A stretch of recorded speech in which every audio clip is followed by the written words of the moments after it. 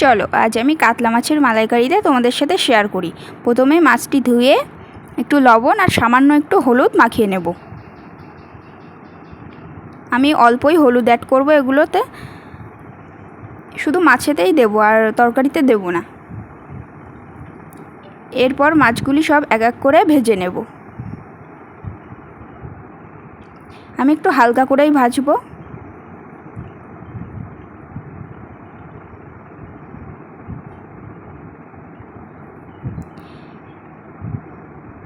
এরপর আমি টমেটো, কাঁচা লঙ্কা, জিরে, আদা, পেঁয়াজ এগুলো মিক্সি করে নেব।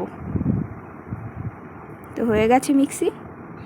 এরপর একটু গরম জল বসিয়েছি, গুঁড়ো দুধটা একটু গুলিয়ে নেব। ঠান্ডা জলে দিলে কি হয়, মানে আঠা আঠা হয়ে যাবে, গুলতে যাবে না। এখানে কেউ কেউ নারকেলের দুধও অ্যাড করতে পারো, আরও বেশি ভালো লাগবে। তো দেখো মাছগুলো কিন্তু আমি হালকা করে ভেজে নিয়েছি। এবার কড়াইতে একটু জিরে দিলাম ফোড়নে, কেউ কেউ কালো জিরেও দিতে পারো, আমি পরে অ্যাড করব। এবার সেই মিক্সিটা দিয়ে দিলাম, ভালো করে কষাতে হবে।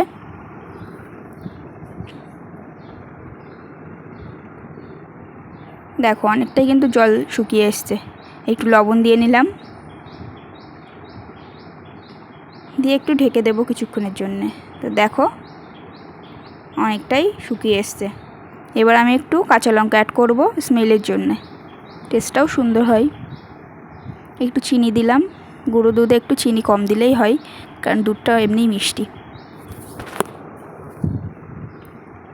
দেখো কালো জিরেটা আমি এখন দিলাম, কেউ কেউ ফোড়নেও দিতে পারো। এবার সেই গরম দুধটা আমি ঢেলে দেব।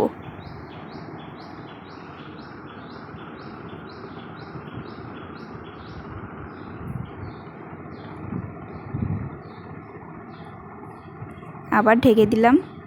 দেখো অনেকটা ফুটে এসছে। এবার মাছগুলো আমি এক এক করে দিয়ে দেব।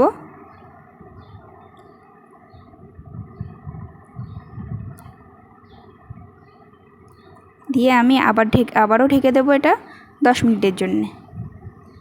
তো দেখো আমার রেডি মালাইকারি।